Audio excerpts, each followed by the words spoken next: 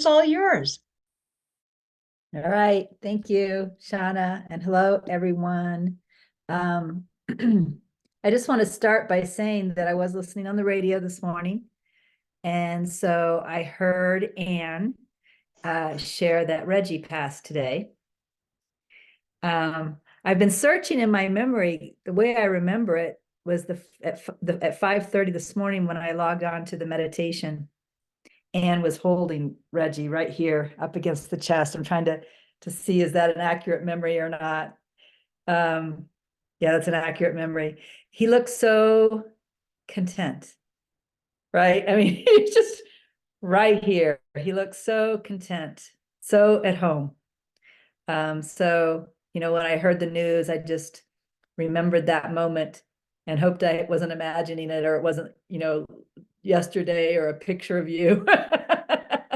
It's hard sometimes to look back and tell what was actually experienced, but yeah, we love you. And so we care about Reggie's passing because we love you. And of course, we all know that your mom just passed not too long ago. What was it, a few weeks ago? And now Reggie. And of course, many of us are aware that there was a time when you thought you would not be able to survive this. And what I heard in your teaching this morning, as you were using the Gangaji teaching to go into the pain, was I heard is that nothing can stop you now. Right? Nothing can stop you now. You're only going to go deeper and deeper into realization and become a better and better teacher. And our condolences. We love you, and we're so grateful to have you on our team. Thank you. Yeah. So I remember last week we ended up kind of agreeing to play a game, at least some of us. And that game was watching for the knowing. In fact, to be honest, this morning when I saw Reggie, the feeling was it won't be long now. So there's an example of the knowing right there. I didn't know it would be today, but you could see the old man getting ready, right? You could see him getting ready. So there's this knowing that we have that is not thinking. And so we were going to watch for it. And so I thought I would start today by allowing anyone who played the game to share what was your experience with the game. Oh, Yolanda, right off there. There we go. Go ahead, Yolanda. Can you hear me? Yes, I can. Okay. Oh my goodness. Now I wasn't here live last whatever day this is. When so I was listening to it as I was traveling. I was traveling starting on Thursday. Anyway, I experimented with this, Regina, and it was amazing. So many examples of it. I'm going to give you this one because it just blew my mind. I was going to an event where we were honoring some folks that had, anyway, 23 years they had been doing this particular event, and I was wanting to honor them. And the feeling came, it was two people, bring them 2 bouquets of roses. Well, I'm on the highway. And I'm like, okay, great. And then I just was like, I'm not even going to ask where to find these roses. I'm just going to see, So I drive into the town I'm going to in Vermont, and all of a sudden the feeling was, go to X, Y, and Z store. Now, when I lived there, this is the store that I used to frequent all the time. So I know this store very well. It's where I got all my I'm like, why am I, you know, then I started, why am I going to this store? You know, there's nothing, there's no flowers in there. The store had been revamped. And the very first, when I walked into the entrance, the very first thing was a florist. And there were 2 bouquets of roses left, and they were on sale. Yeah. It blew my mind. And so many things like that happened over this trip, but that's the one I wanted to just share because it blew my mind. Thank you very much, Yolanda. Thank you so much. Who else would like to share from their experience of watching the knowing? Okay, Anne. Yeah, so during meditation this morning, I was playing the game. And I started playing the game when I woke up. And I noticed that the first thing I knew before mind was that there was an itch. And I checked, it's like, oh wait, was it the word itch? No. Was it the thought, am I going to itch it? No. There was just a knowing that my back itched. Reggie had his paw close to the itch, but it wasn't on it. He didn't quite get it. And then as I was doing the meditation this morning, you're right. He was right here. So I wrote my notes, itch, because I'll forget. And Reggie, deep breathing. And so I kept checking this morning. What do I know before thought? And it wasn't the idea of a breath or a deep. It was just, those are just the words that capture what was known. What was known was like aliveness was on me, next to me, in me, with me. And I kept checking, and there was no narrative about it. And then as we were contemplating this morning, we were contemplating the quote, you know, the I am is before the thoughts, right? The I am is before everything. And what I heard was maybe similar to what you were intuiting. What I heard was this I am is going to stay. This aliveness on you is not. And you're going to be okay, because this I am is what it all arises in. And, you know, I since I was so kind of deep in contemplation, I didn't think anything of it because I didn't think about it. And none of that was thought. I didn't think about it, just wasn't thought. It was just being in and checking in what I know.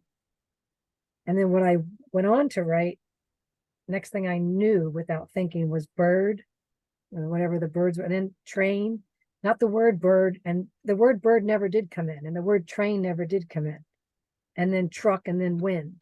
And then that's when I stopped, like that was enough notes, so I stopped. But once I was tuned into knowing before mind, what was clear is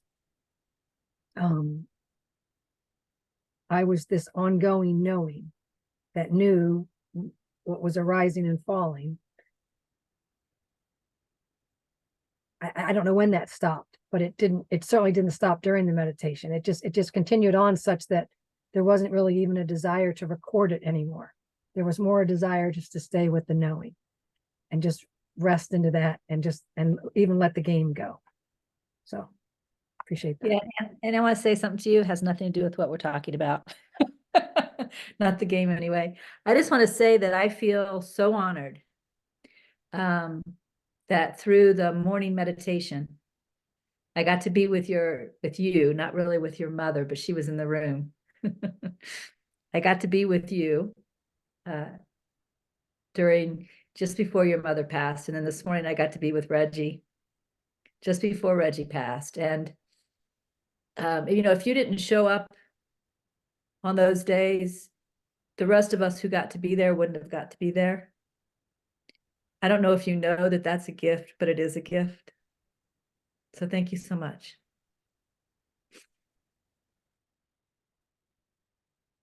Okay. So,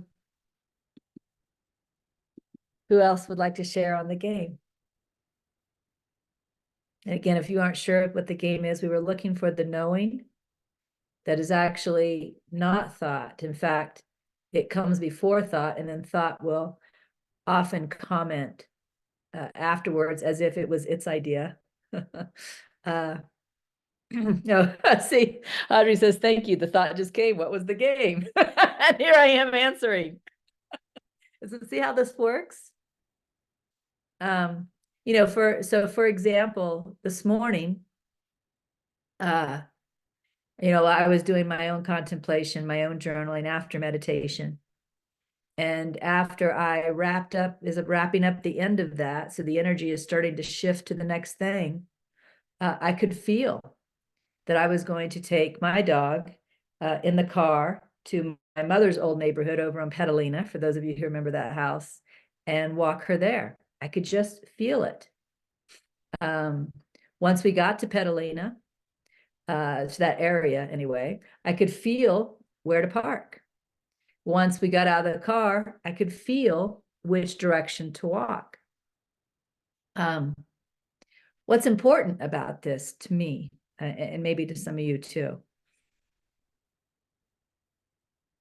is that we don't need the mind in most aspects of daily living. Now, don't get me wrong, if I sat down to balance the checkbook, especially if it doesn't balance easily, I might need to go into some mental skills that I've learned in order to figure out the error and make it balance, right? So it's important to know that the mind isn't worthless. It has its uses. It's a tool, right? But we don't need the mind and all of that commentary that's going on for basic everyday living. And that's the reason for the game, to see that there was already this knowing that I'm going to walk across the room and open the refrigerator and get a snack before the mind started commenting, I think I'll go get a snack, right? Like that was already in motion. The mind wasn't the one making it happen. The mind is literally just narrating, and we can see that. So I see I have a couple of hands up. Oh, Tina, you just put your hand down. I was just about to call on you. Do you want to go ahead? Yes, there was a knowing. No, I'm kidding. I was just Knowing to put your hand down. First, when we the next day, you know, when we were doing this game, I was like, I do this all the time. I've been doing this for years. That's the thing I used to call my ghost. Remember, you need about I don't believe in ghosts. And that's that thing that has been with me since I was young, that I used to think was this little spirit ghost running around telling me what to do. But I can never hear this thing when I'm thinking. It never comes when I'm thinking. I have to breathe and clear the mind in order to, and it's not a hearing like a voice. It's a doing. When you call it a knowing, I'm like, oh my God, that is what that is. That's what that has been my whole life. And I'm like, and I was thinking to myself, I do it with my artwork. I'll get stuck. And I did it with keys yesterday, but it's such a natural breath for me because I've literally been doing it. It's weird, like that's second nature. And so, but yesterday I was like, and it's an alarm when my brain is thinking, there's a knowing in me that I won't be able to hear my knowing. It's like you're not going to hear it because you're thinking, you got it. And, but I know, like, I used to do it when I got lost all the time. I'd be like, before GPS, you know, back in the day, and I'd be like, okay, I could get lost in a circle. I'm like, just breathe and slow down and be like, show me where to go. Literally, I wish I never could explain it before. I had no idea. But I would just take the next action that it pulled me to take, and I would end up being where I was supposed to be. Yeah. And I never had any idea what that was. So with my keys, so now it's like my keys got lost, and I'm like, I started rambling around the house trying to find them, and then I was like, you need to stop. You're never gonna find them for keys doing this shit. Like, stop now. But I have to get quiet in order to hear that, in order to not hear it, but sense the knowing. Yes. To have it draw the pull to me. I don't know how it works, but it's not a thing. It's not in here. You're saying it perfectly. Sense the knowing, feel the pull. I mean, you're using good words. Thank you. Thank you. Barbara. Hi, I'm going to piggyback on what you've all said so far. I've had that pull, that knowing, probably most of my life. I'm getting emotional because every time I ignored it and thought, no, I'm this intelligent, mature woman. I can make this decision much better than this random voice inside. I made the biggest mistakes of my life. And when I look back, I had that pull to correct so many times. I'd say, no, I'm going to do X, Y, and Z. And then a few months later, I'd have that pull again to rethink the decision I had made. And I would, no, I've got it together. Look what I've achieved. I can do this. And I would ignore that voice again and over and over. And that mistake just grew and grew and grew. I'm not saying that my life has been a mistake, but I can clearly see where I really consciously ignored that voice. And it was so silly because I listened to that voice all the time. Every day I listened to that voice. But when it came to some very big decisions, some literally life-changing decisions, I ignored it. And so for me this week, a lot of sadness came up because I thought, what would I have done? Where would I be? But there are no mistakes. I realize that. But my life would have turned some different corners had I listened in those seminal moments, because truly they are seminal moments in my life where I made the decision to ignore that noise. So that was my reflection. Thank you. Yeah, you reminded me of a story that's kind of an example of what you're sharing. There was a man who told me that when he was around 10, he was out with his friends, and I guess he lived near a mall or something, or somewhere where there was a parking lot. And he said that one of his friends got the idea to buy some gum. And they would all chew this gum and go around and stick it. This is before remote controls. We had to stick our key in the car and turn it to unlock it, stick gum in the little keyholes so people couldn't unlock their cars. And he said that he felt clearly not to do that. And he said it didn't come from, what I had learned was good and bad or anything like that. It wasn't that I knew this was bad. It was different. He said it was just this feeling not to do that.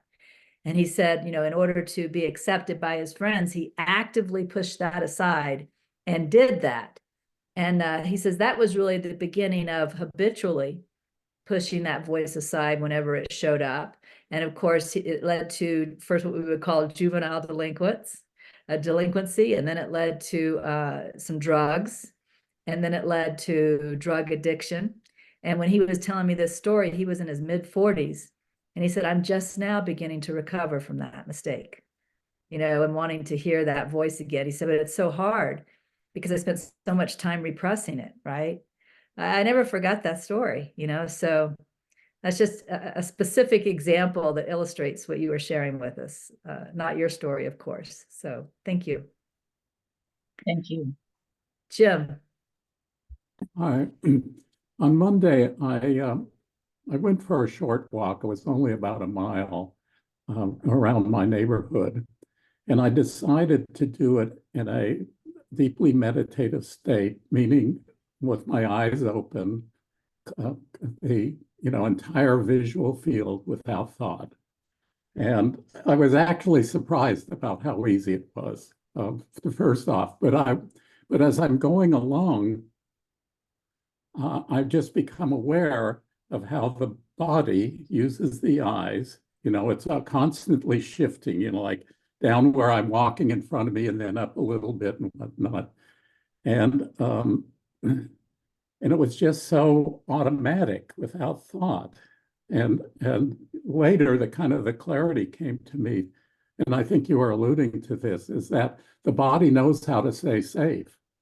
And I don't need to worry about that. I just need to be in that aware state, and let the body do its thing.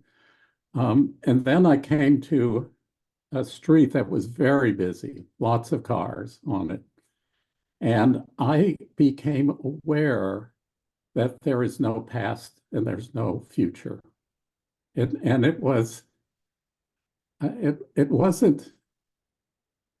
let's see, how do I say this? It wasn't thought, it was, without thought, there is no past and there's no future. Right. That it was just the natural order of things. And these cars are whizzing by, but it was like there was no sense of anything other than the moment, So it was really a magical experience, that 1 mile walk. So it's something that I want to incorporate, kind of more in my walking. So anyway. Thank you. Yeah, that's an excellent example of the knowing, because I think we talked about this a little bit last week, that in the knowing, there is no past or future, that if you want to think of the past, like a while ago, when I was struggling to remember, when did I see Reggie, I had to go into the mind and try and remember, did I actually see that this morning? Or was that Monday? Or was that a picture? Or, because the knowing doesn't ever go into the past. The knowing doesn't ever go into the future, because there isn't one. Only the mind can do that. And then the mind is not trustworthy. It could have been a picture that I saw of Anne and Reggie, right? Rather than the real thing. I needed Anne to confirm for me that was the thing that I saw this morning. So yeah, thank you for sharing that example of the knowing that there is no time. And Anya. Yeah, first of all, I have the feeling that we are this knowing. So, and then I have a sort of a question, because I lately have been listening to an older video of an older audio of yours about discerning between the ego voice and intuition. And you described intuition as a clean prompt, and the ego voice with all its stories. And the things you are sharing, it sounds to me like intuition, the knowing. Yes. Or is it? No, I think that it's a good question. Let me see if I could come up with a good answer. I think that in my process of coming in touch with the knowing, I think maybe at first, I was in touch with the knowing through the mind, if that makes any sense. So like, like when I scribed the Holy Spirit's interpretation of the New Testament, for example, with all those words, the knowing, I used to say that it felt like it came in behind my ear. It would come into my ear, somewhere in my brain, get converted into words and come out on paper. And at that time, I thought the knowing was something separate from me. I called it the Holy Spirit, right? And it's kind of funny, if you read it in TI over and over, it's telling me I am you, but I couldn't accept that at that time. My belief in separation was too strong. And then Inner Ramana came along, and Inner Ramana came along teaching the practice of surrender.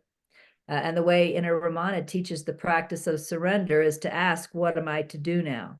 And it gives you this whole list of questions that can mean. Like it could mean, what am I to say? How am I to respond? How am I to see this? What am I to think? But you just ask, what am I to do now? And I think that brought me closer. Like I no longer needed a paragraph of words from the knowing. I began to get in touch with the intuitive feel. The intuitive feel of, okay, what am I to do now? Take Ellie for a walk. I can feel that. Take her to Petalina area, walk her. But I wasn't at that stage. I wasn't able to feel it directly. I still had to ask, like I had to seek it, right? So basically seeking it is turning my attention away from the thinking to the knowing, and then feeling the knowing. Now the stage that I'm at, none of those intermediaries are necessary. Now there is just this knowing, and we could call it intuition. We could, but whatever we call it, it is just a strong current knowing of what to do, what to say, how to be, whatever needs to be provided in the moment is always available. And so there's no longer a need to ask, or no longer a need for it to appear as a thought. And yeah, intuition may be a name for that. But when I used to call it intuition, it was on that second phase where I was asking for it. That's when I called it intuition. Like, what am I to do now? And then I would say I would get an intuitive prompt. Now it feels even so close. Like you said, you get the feeling this knowing is us. Now it's so close that even the word intuition feels one step away from what it is. Does that answer your question? Yeah. And I want to add one more thing about that knowing, because just today I started reading or rereading The Power of Now from Eckhart Tolle, and he refers to that a lot of the great creativity comes from this state, when we are in the state of the knowing, of no mind and just being. Yes. He referred to Einstein, but also other. So, and I also see it in a lot of lyrics from songs. There's so much wisdom in it, and it just, yeah. So I think it's also our creativity. So that's the other thing I wanted to point out. Yes, thank you. Thank you. Yeah, and and this is a part of what we were looking at last week also, when we were doing the different inquiries, or we were noticing that the knowing is us. Remember the games we were playing last week? Like, we were looking around the room and noticing that before the mind says bed, lamp, picture frame, right? Before the mind, there's already a knowing, a direct knowing of whatever the eyes are landing on, or a direct knowing of the sound. Like, I may not know intellectually what that sound is, if it's a sound I've never heard before, but I'm aware of the content of it, whether it's a high sound, a loud sound, a quiet sound. I can even feel that sound usually within the nervous system, right? So there's a direct knowing of everything. And in fact, the mind is what makes us feel like we aren't a part of what is known. There's what appears to be the knower and the known, right? There's me and the cell phone, and I'm the one who is aware of and knows the cell phone. This has some roughness. I'm the one who's aware of the roughness. But that's that mind that comes in and starts talking about what's known. Without the mind, there's no knower and there's no known. There's only knowing. Right? There's just knowing. And that is what we are. And in that, there is no separation at all. There is no duality at all. And so this is what we are moving towards when we play this game. And in fact, I would say Jim gave us an excellent example in that he had that moment when he said it was hard to put into words, but what he knew was there was no past and there was no future. Well, when there was no past and there was no future, in that moment, there was no mind. There was only knowing, right? Yeah. Does anyone else want to share?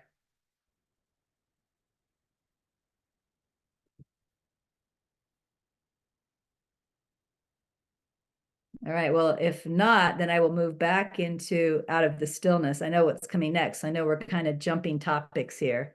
We're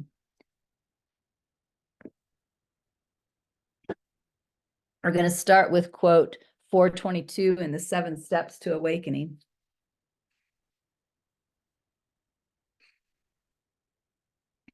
And this quote says, "The mountain seen in a dream only appears to exist in time and space. It does not occupy any space, nor does it take time to appear and disappear.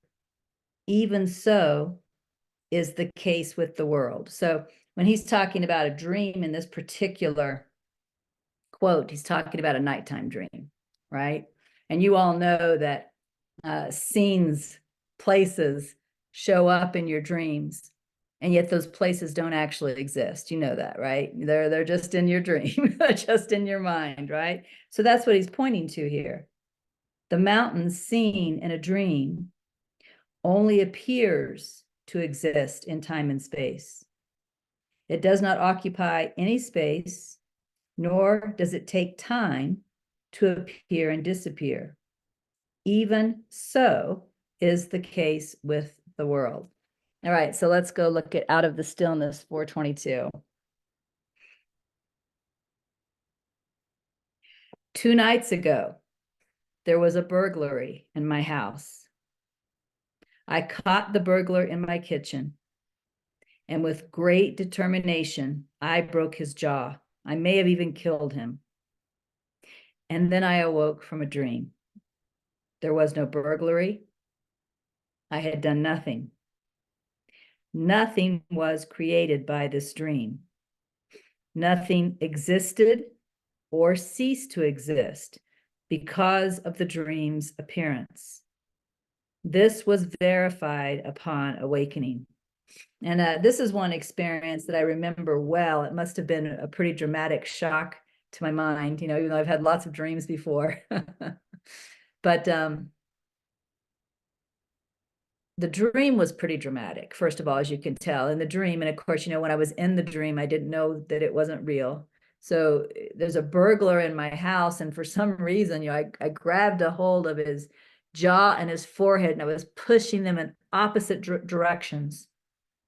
And I know I broke his jaw, and as it says, I might have killed him. But you know, the determination that I had in the dream of this pushing action in order to break the jaw of this burglar. When I woke up, the very first feeling for a nanosecond was like horrified. And then suddenly this realization came in a way that I can't even share how dramatic it was, that it wasn't real. And I went from horrified to elated. You know, the feeling of horrified was giving it some kind of meaning. And to see that it wasn't real was just like, it was like being totally free from something that just a second ago was in a way imprisoning me. And what I remember was sharing this with a friend of mine. And this friend happened to love interpreting dreams. And I remember I was so excited to see that this dream had no meaning whatsoever, was not real in any way, you know, just pure imagination, never existed. Like, I was so thrilled with this. And I was telling my friend this, and my friend immediately went into his head and started trying to tell me what the dream meant about me. And I remember thinking, you know, this is what we don't get. The fact that the world has no meaning means the world has no meaning. And we go around making up meaning all the time. You know, just like he was trying to do with the dream. No meaning means no meaning.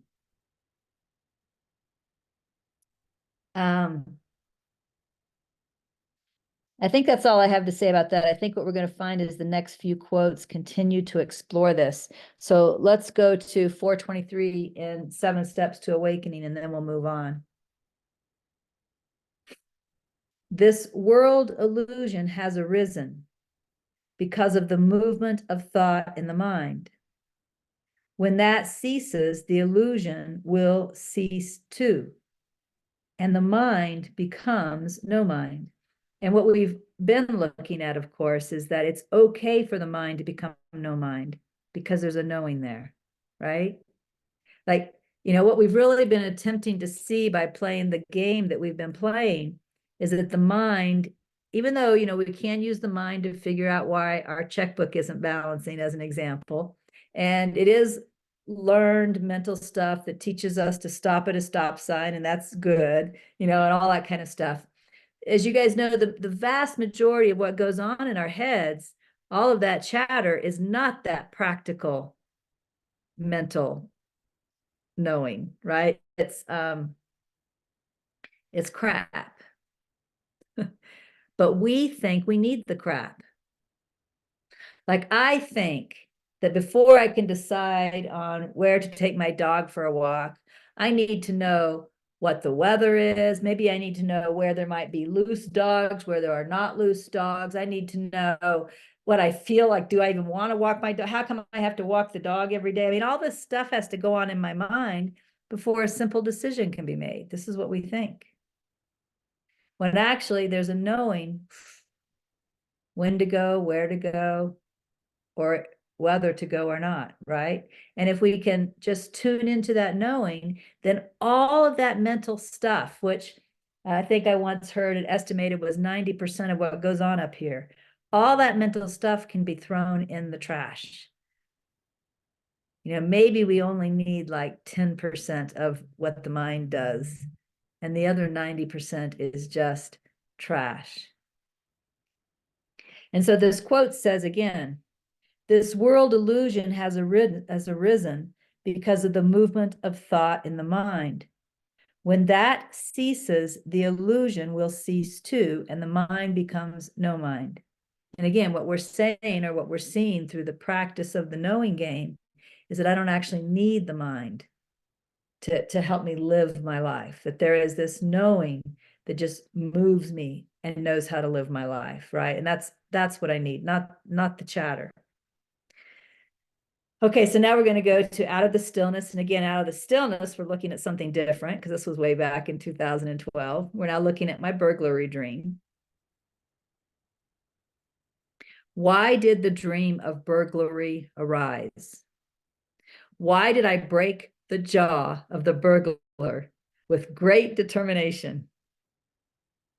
It could be said simply that the dream arose from nothing. It appeared to be, but it was without reality. And then it disappeared into nothing. Or the dream could be said to have some meaning, which is what my friend wanted to do, remember? Or the dream could be said to have some meaning, to have some personal meaning about me. However, through applying meaning, the dream would be given a sense of truthfulness, which is a statement of direct experience and which is additional mind action. Now, this was an important question because I described to you the experience. I described to you that when I woke up, that first nano instant, I was horrified. And then this realization just came in that it wasn't real. And I was just like elated with happiness, right? And then I told you that I was trying to share this with a friend of mine, and he went into his intellectual mind and started interpreting what the dream meant. This is saying, which is true, that the dream had meaning or that the dream didn't have meaning, which is a statement of direct experience, and which is additional mind action. There was no thinking in the knowing that it was not real. That's the answer to the question. The additional mind action, you could even see my friend going to his head to try and figure out what the dream meant about me. There was no mental requirement to know that it was not real. That was just a knowing that came. So the answer then is that the truth is that the dream had no meaning because it was not real.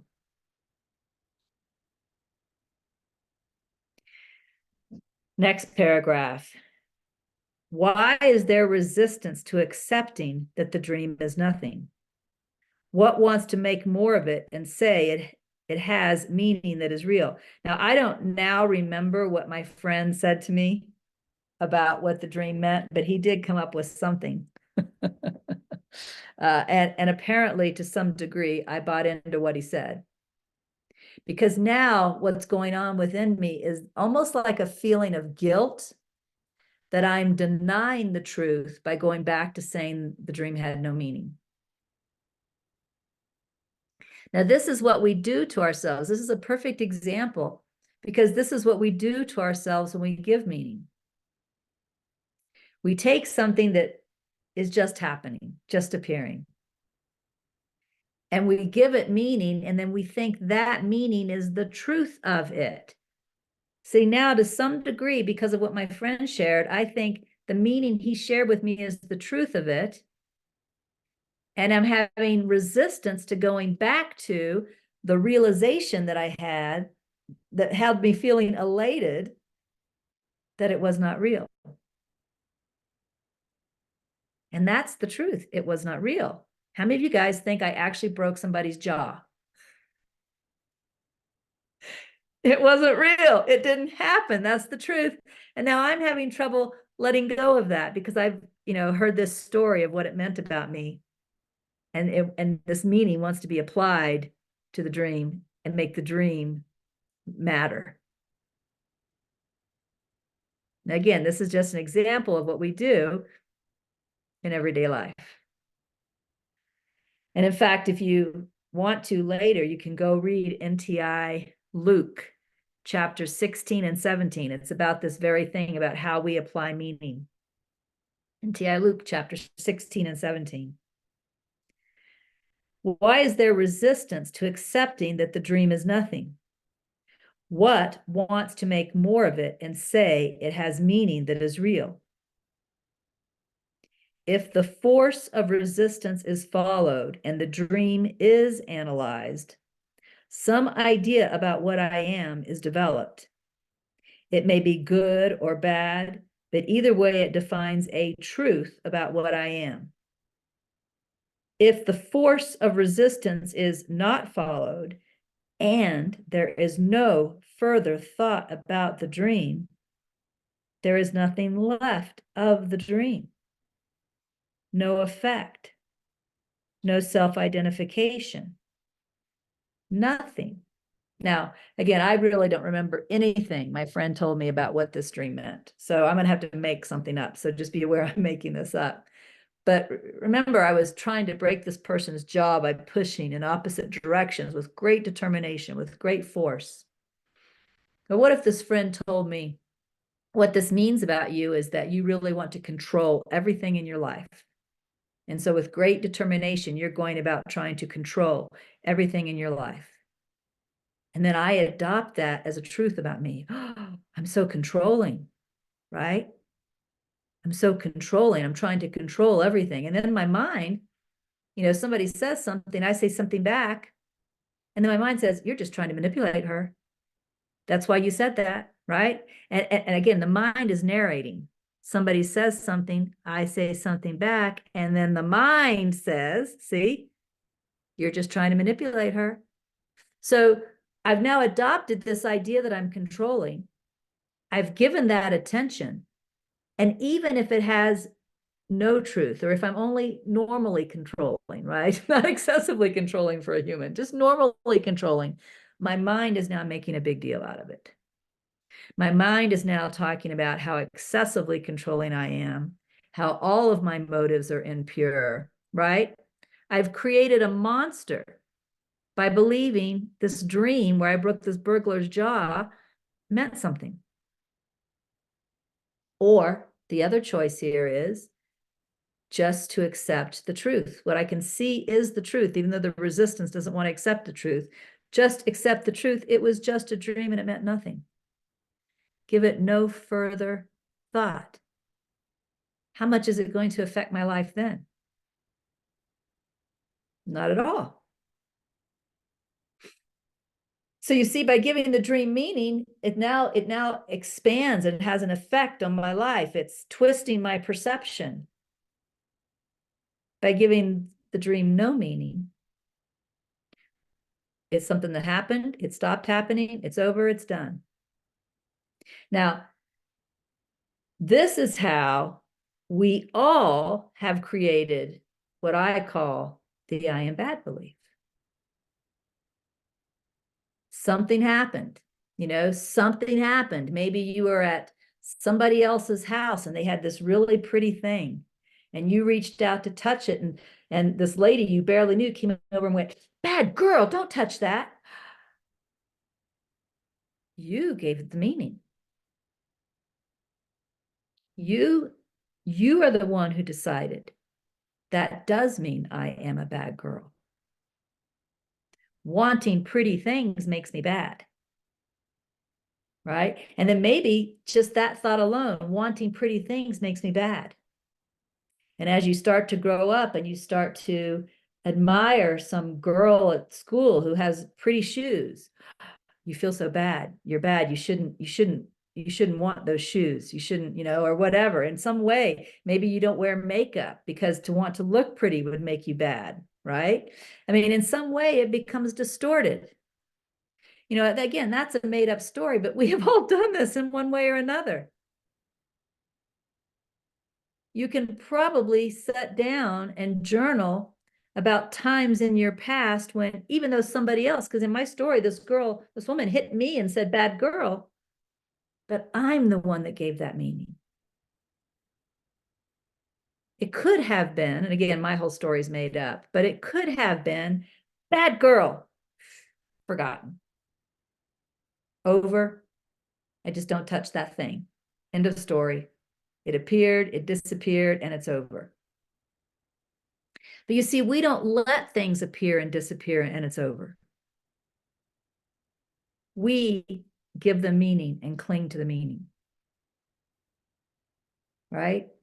And we need to see that we're the ones doing that. And we also need to see that it's not necessary. Because then we think it's a truth. We think the meaning that we have given is a truth.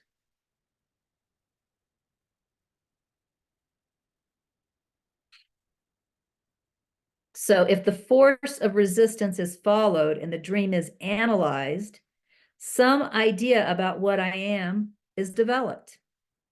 It may be good or bad, but either way, it defines a truth, in quotes, about what I am. If the force of resistance is not followed and there is no further thought about the dream, there is nothing left of the dream or any moment. When that moment is over, there's nothing left of it if I don't hold on to it mentally. If the force of resistance is not followed and there is no further thought about the dream, there is nothing left of the dream. No effect, no self-identification, nothing. What is intuitively known about the dream? That it is reality or nothing. Now remember, in this moment, when this was written, my mind was struggling to apply meaning. And so I'm really talking to myself here. Come on, Regina, wake up. What do you know is true? That the dream was reality or that the dream was nothing, right? Upon awakening, it was known that the dream was nothing. See, I'm returning to that initial knowing. Upon awakening, it was known that the dream was nothing. Continued thought gives it the illusion of meaning, but it is more accurate to say it was nothing and to let all thinking about it stop. This decision is reflective of truth. Now, how many times in life could we let all thinking about it stop? and therefore not give it the meaning our mind is trying to give it. It is more accurate to say it was nothing and to let all thinking about it stop. This decision is reflective of truth.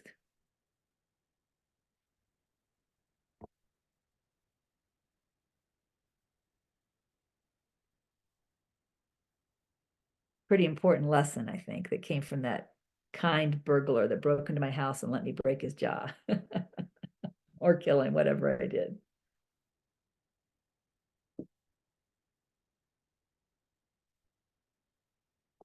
We have 8 minutes. Why don't we try moving on to the next one, see what happens. So the next one is 424. That's the next one that's highlighted.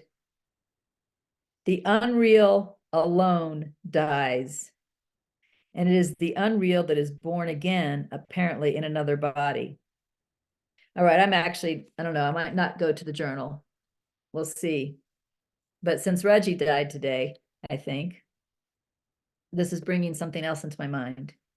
You know, it says, and by the way, for those of you who don't know who Reggie is, Reggie was Anne's dog who celebrated his 18th birthday 2 days ago. So this dog has been around forever, as far as dogs go.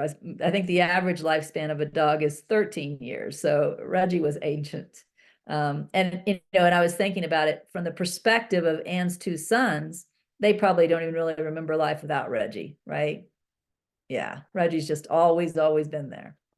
So Reggie died today. This says the unreal alone dies. That's the only part of the quote I want to focus on right now. And what I'm going to do is I'm going to go back and I'm going to tell you about when my last dog died, Jamie. And Jamie was much more average, 13 and a half. Jamie was 13 and a half when she died. And in this case, I had Jamie put down. She was rapidly deteriorating, both mentally and physically. Her hips had quit working well, so that she couldn't go up and down stairs anymore, and there was no way to even get in and out of my house without going up and down stairs. And if she would happen to fall down, she couldn't get herself back up. But then in addition to these physical problems, the day that I decided to put her down, it was clear that her mind had gone, because she would like walk into a corner in the room and then get lost, not remember how to turn around and get out of the corner. And when I saw that, that's when I went, oh my God. I called the vet and I said, I need to bring her in today. Today, it's now. And so I took her in, and it was lovely. She was terrified of the vet. And so I asked, they had this side waiting room. I asked if we could do it over there on the floor, if I could be with her, so they'd have to pick her up and put her on a table, which she wouldn't have liked. And they said yes to everything. So this was just as gentle and as beautiful as it could have been. Afterwards, of course, I cried, but then I wondered what I should do. And the feeling was to do what I would normally do. Normally, that time of day, I would have been taking her for a walk. So the feeling was to go ahead and go on the walk. And so I did. And the place that we walked a lot that time of year was along the Arkansas River. So I went to the river and was walking along the river. And this, let me read this part of the quote again before I get to this part of the story. The unreal alone dies. When I was walking along the river, I was so struck by life living. I swear, I think I noticed every insect. I noticed the wind blowing the leaves in the trees. I noticed the water in the river, the ripples, the white water, the rocks, because the water's very clear, the rocks sparkling at the bottom, little squirrels, just whatever else I happened to see that day. And I was struck by how Jamie being gone did not cut a hole out of life. There wasn't a piece missing. Life was still life,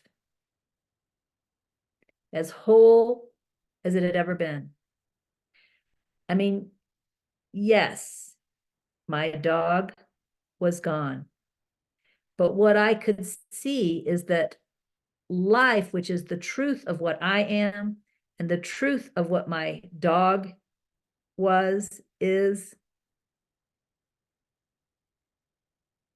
perfect, was whole, was ongoing, was untouched. And for me, again, it was a pretty amazing realization to have on that particular day, that particular time, just to see, yes, forms come and go, but life is ongoing. Life itself is the truth of what we are, right? Life itself is the truth of what we are. So this says the unreal alone dies, meaning the forms that come and go, those are temporary appearances. Those are what masters call dream. And this is what we're waking up to. This is important. Because as long as I am giving the meaning that this body is me, or this mind is me, or this personality is me, or even this thought, this idea is me. I may have some idea, like I'm really smart, right? I'm really smart. That's an idea. If I am giving meaning to these things as me, these things all end. The body ends, the mind ends, the personality ends, the smartness ends, right? Might end before today's over. I might do something dumb today, right? It all ends. And so if I'm identified with that, this is how I experience what appears to be death. Death is experiencing the end of something temporary that I identified with. If, however, I do the spiritual practices that we all learn about here, that shift my attention to focusing on the isness as what I am, and I come to see over and over and over again, that is what I am, and I identify with the isness that is life. This is what Jesus called eternal life, because that doesn't end. And if Anne will forgive my example, Reggie died today. How many of you can attest in this moment that life has not ended? You see, if we identify with life, these forms can come and go, including the form that I call me. But I'm identified with that which doesn't end. Identifying with that which doesn't end is awakening. That's what awakening is. And gosh, with that sentence, I look at the clock and I see we're out of time. So we'll start over with this next time and go look at the journal for 24. Now, I'll say this quickly. As far as I know, I will be here next week. But my closing on the Stallion Drive house is scheduled for next Wednesday. They asked me when I was available. I told them about this, that this was the only appointment I had. But as you know, I do not have control over, nor would I try to control when that appointment gets scheduled. So if I'm not able to make it, Shauna, I will let you know. But right now, my intention is to be here next Wednesday. Okay? All right. I'll see you all. Bye.